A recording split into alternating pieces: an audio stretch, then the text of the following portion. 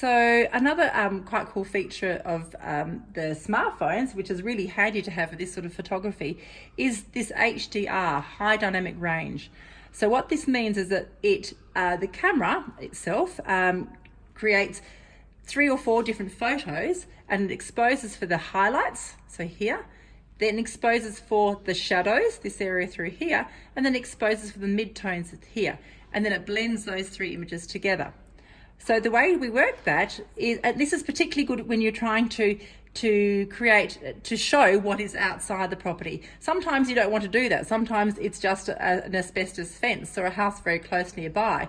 So you don't want to do that. But when it's something that's nice and green, as you can see outside here, which adds value to the property, you want to show that outside.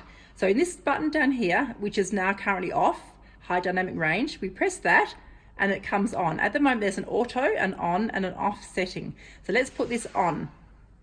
Okay, the little HDR, high dynamic range, comes up in the top, and then it's just a matter of taking the photo, and as long as you keep your finger on it, the more images it will take. So it took 6 images in that one to blend them together, and let's have a look at the result. So pretty good, pretty good. So that blends all those images together for an image that is well balanced both internally and externally. Just to show another cool tip, is if you're not using HDR, you could also use your finger to bring up, so say for example, I'm wanting to expose the highlights here outside. So if I tap on that, you see that this is well exposed, but the rest of the room here is a bit darker.